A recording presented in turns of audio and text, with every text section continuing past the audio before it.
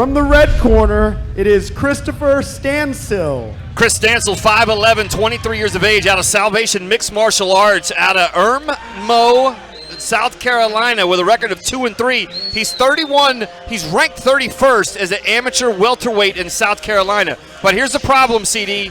He's 175. He's about 4 pounds big, right? Yeah, so, he missed weight, and I would tell you, look, everybody misses weight. Our main event missed weight. We talked about that a little bit. And as you're adjusting you're learning your body, you're figuring out what works, what doesn't. I think especially at the amateur level when you're younger, we had talked about this earlier, it's more due to lack of discipline, right? Your body's probably not going to fight you as hard. It's more just what did you not know that you can then correct in the future. So, right. As long as it's not a repeat thing with amateurs, it usually is a one-time deal where they're like, oh, I didn't know that this would happen. I just have to make an adjustment, and you could usually prevent that. Not to let anybody off the hook. Obviously, you always want to make weight. It's a professional thing. It's a respectful thing. But look, at this level, it's a little bit built into the program. You got to figure out what works for you. You got to figure out how your body reacts to sweating. Do you diet well? Does your body hold weight? All sorts of different things. Sadiq, here's another thing, though. He started out 0-3, but now he's on a 2-fight win streak. Don't you like to see guys who lost 3 times, and then they came back? That's exactly what you want to see at the amateurs, because it means the person's making adjustments. It might take 1 or 2 times to actually figure out those lessons, but the fact that now he's able to build up a streak means he is learning those lessons. All right, let's throw it back down to JP. JP, take it away. And fighting out of the blue corner, it is Joshua Walker. Joshua Walker, 5'8", 167. He's 29 years of age, out of Hero MMA, out of Laurel, Maryland. Just come around the Beltway a little bit to get some fighting in. He's ranked 29th here in the Commonwealth of Virginia in the welterweight division with a record of 1-2. Yeah, and we've seen Josh fight before. He is a very capable kickboxer. His glaring weakness has always been grappling. And I wouldn't even just say it's the jiu-jitsu itself. It just seems like it's the wrestling and the transitions that'll catch him. He's athletic, he's strong, he's in good shape, but it was an area that he had to address. And we'll see. Another fighter on the card, Miles McCollum, had beaten him in the past. And I think that he's probably going to take these lessons and say, okay, I know I can strike. Let me go to a gym that's going to wrestle, that's going to grapple, that's going to teach me how to fight in the ground, right? Yeah, and his striking is very deceptive. When you watch him, you don't think he moves the way that he moves, but when he does attack, it's very, very impressive. Yeah, and he's got a lot of power behind his shots. I think he had quite a few kickboxing fights as well before he made that transition into MMA. And it's just, making that adjustment to learning how there's MMA grappling and then there's wrestling and jiu-jitsu. And if you can't figure out how to combine all 3, it's going to be really difficult, Now, does Josh have to take this fight? If a fighter doesn't make weight, Josh, they have to agree, correct? Yeah, so if a fighter misses weight, that's an out for whoever they're fighting against.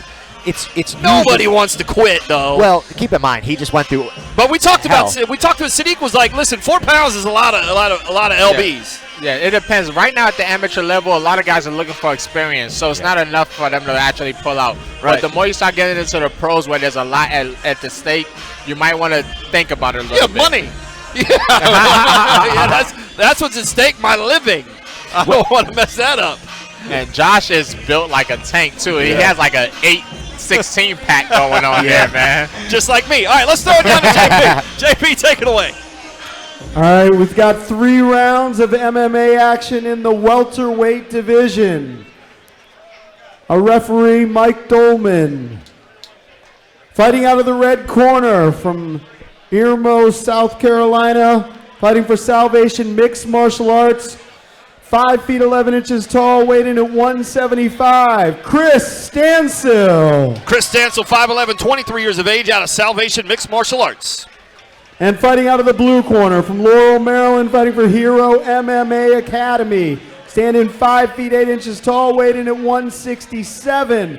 Joshua Walker. All right, Joshua Walker's 5'8", 167, 29 years of age, out of Hero MMA. This is an amateur welterweight bout coming to you live here from the Salisbury Center. Michael Dolman will be the referee, scheduled for 3 3-minute rounds as Michael gets the cage all locked up, ready to rock and roll, looking to make sure, and we'll check with all the officials around the cage. We'll check with both fighters, and here we go. Right on top of the CageZilla logo, we're going to touch gloves. Boy, he looks big, doesn't he?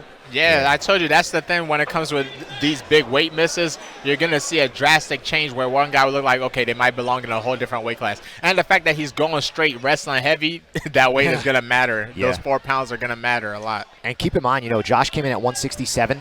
Oh, right? yeah, he came in under the So we weight got class. an 8-pound difference before they've even begun the rehydration. Yeah. And you saw right there with the way Chris was able to kind of elevate and put him right on his back. That was a great connection on the double leg against the fence. And, wow, that was a lot of power from Josh coming up from a bottom underhook. Off that one hand, right? Just one underhook and working his way all the way up. Josh Walker against the cage. He has the black trunks on. He has black gloves with blue tape. Stancil has the multicolored trunks. It's white and black. He has black gloves with the red tape. Oh, Chris is connected again. He's going to go for another big lift here. Nice. Decent balance, though, from Josh. I like how he threatened the butterfly hooks for just a second. And he's keeping his back to the cage as well, which means I think he was probably preparing to be put in this type of position. Yes, and like you said before, he's struggled with wrestling in the past. It looks like something he's been working on at the gym because he's not settling. He's not just staying on his back as we saw in the previous fights before. He's working his way up every single time. Now, it's very important that he doesn't give his back up here. His back staying flat against the fence is his best friend right now. He's trying to go for that head and arm throw, but he has to let go of the head. That's one of the few amateur mistakes you see when people first start grappling. They like to control the head a lot where it's not going to do them any good. Yep. And right there, now you see he's Chris about to get both hooks in. Oh, he might flatten him out here. He has both hooks in already. Now it's very important that Josh doesn't turn his back away, or else he's going to get flattened out. Trying to get those hands in there for that rear naked choke. Crystal's on the back right here, trying to make a move on Joshua. Now, if I'm Chris, this is when you try to flatten him out. You got to extend him and give his hands something else to do other than controlling your hands. We'll see how long Michael Dolman lets this go, just trying to make some moves here. Oh, but no, they better not separate this. This is a very, very dominant position at this point. If you separate this, I might think you got paid. You got paid by my opponent.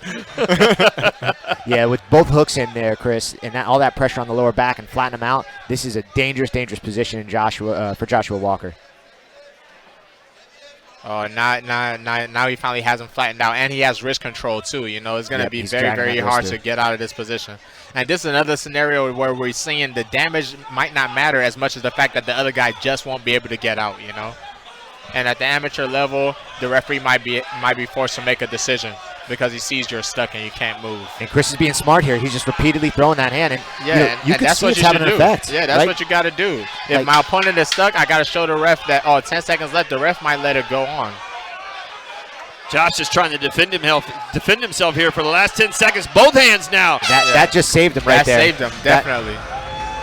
That little bit just saved him because Dolman But they weren't hurting. You can tell Josh isn't hurt. Well, but here's the thing I'll tell you, man. When you see that head rocking, those shots might not be that hard, but they hurt. Yes. I'm going to tell you they hurt. And it's he's not losing his control of his body, but when his head is bouncing back and forth, that starts vibration. And what happens, Kevin, is your vision basically looks like a seesaw.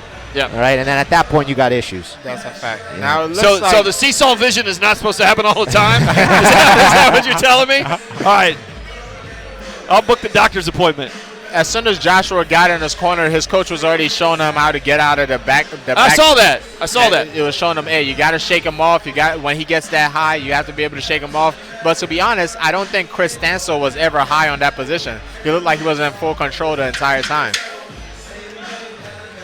Well, we'll see. I think Josh needs you to control the range a little bit, fight at a kickboxing range instead of an MMA range, so to speak. Don't let that clinch enter. When he pressures you, angle off, throw your punches, try to keep his back against the cage, and put yourself in a better position for success, because Chris clearly showed he's got a grappling advantage here. All right, here we go. Got the seconds out. Michael Dolman starts round number 2. Looks like he's just woke up from a nap, He looks that's what I was saying. Yeah, all those punches at the end of round 1 just look like love taps, and I guess you guys are telling me they're just hurting. his composure in general, He doesn't look like he's not in a the hurry. middle of a mixed martial arts fight.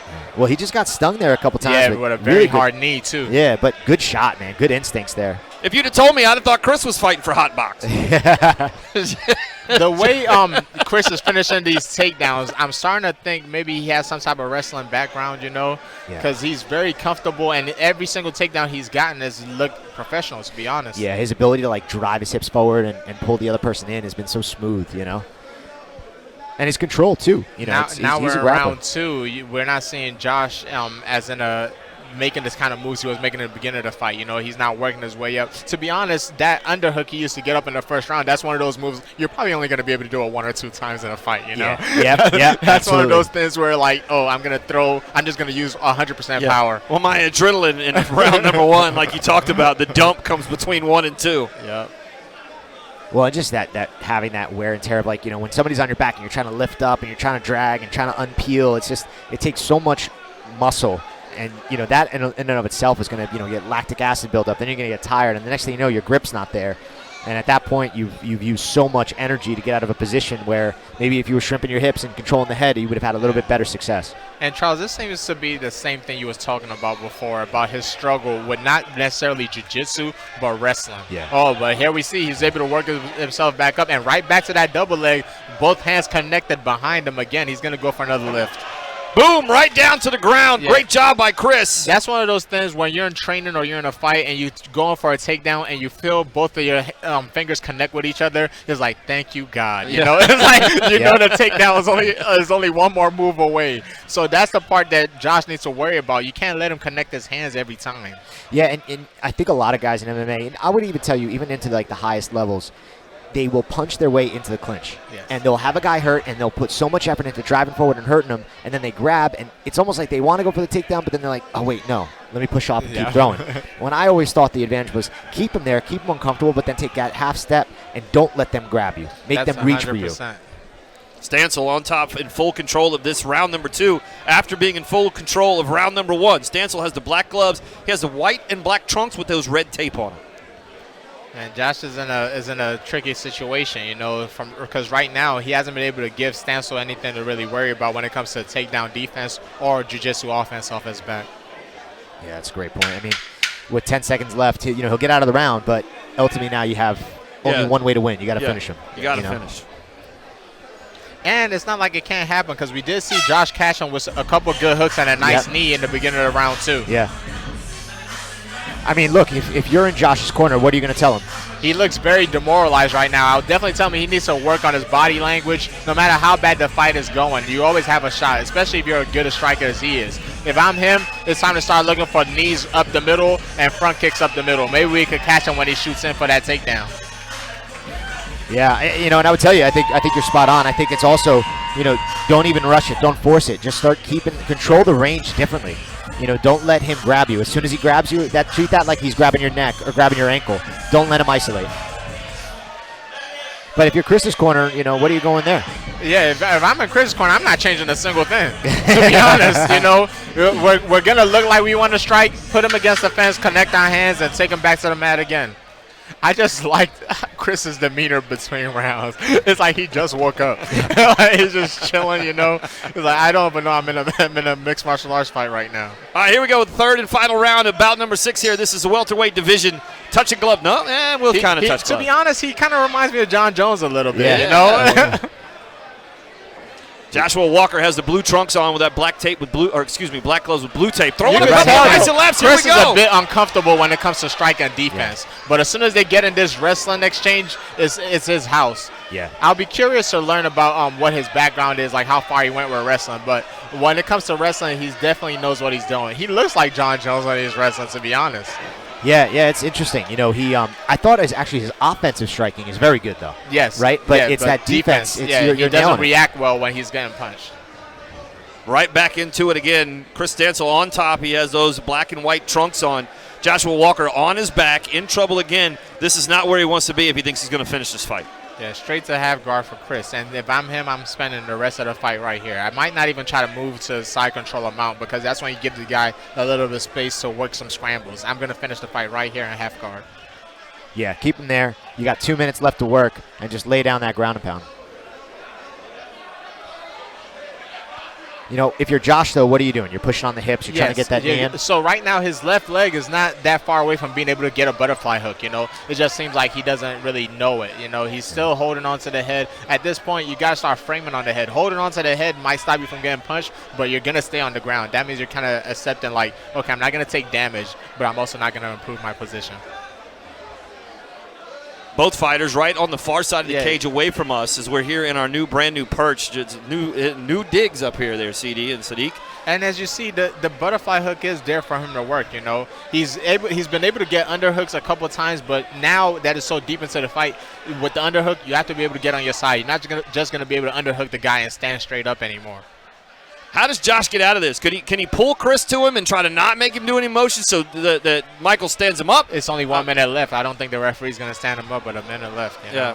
And I'll tell you, I mean, I understand what you're saying, Kevin, but it's Like, always how do you control this with 1 minute left and you trying to win this thing? you got to explode out of there, but hoping that you can hold him enough for the ref to jump in for Yeah, you. they're not gonna happen. Unless he slipped him a 20 beforehand, I don't think it's going to happen. You know? I'm just trying to figure out No, ways. you're looking at his options. I get it. I'm like, It's good. Hey, listen, I'm losing. How do I cheat to get out of this?